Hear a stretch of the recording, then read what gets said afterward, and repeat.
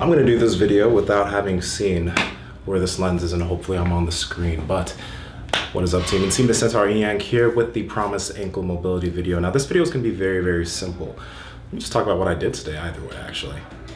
What's up? Oh, by the way, this is the guy. Hey, what's up, everybody? Yeah. That's the guy that told me to mobilize my ankles. I used to, I stopped doing it, and you noticed there was some shit wrong. Yeah.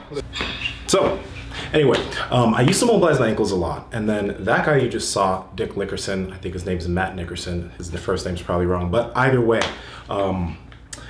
he noticed one day when I was squatting that I was probably my heels were coming a little bit off the ground and I wasn't noticing, but he told me to start mobilizing my ankles again. And I used to treat it as a big deal, and then I stopped because I thought I was good enough, but it's something that I've brought back and I'm gonna continue doing from this point on.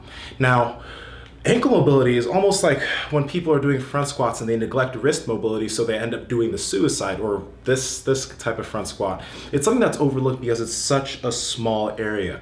It's not as big as the hips, and it's not as big as like the lats or whatever, so people don't pay much attention to it. But lack of ankle mobility is probably one of the bigger reasons why a lot of powerlifters tend to lean towards using Olympic squat shoes rather than using flats, because they find that they can't hit depth because of lack of dorsiflexion. Dorsiflexion being, that.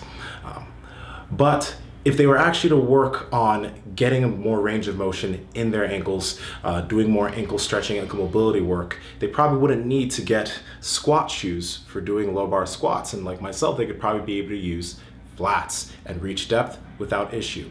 So it's very, very, very simple what I do. The first thing I do is I just put my foot on a post, you could put it on a wall, and I just oscillate from the left to the right, trying to keep my foot in one place as I'm moving back and forth and grinding parts of my ankle, getting a little bit more room, trying to break up tissues in there so I can have more room to work with. I'll do that for maybe a minute and a half. And then what I'll do is I'll do that on both legs, and then I'll grab a band, I'll put it right under the cusp of my butt, probably a little bit too much information there, but I'll go ahead and sit back into a squat, and then I'll rock on one side, getting as much out of that part of my ankles as I can, digging into the ankle a bit, keeping the foot still, but trying to get as much room as I can in the ankle as possible. And then I'll go to the other side and I'll do the same thing, and I'll sit there again for another minute and a half.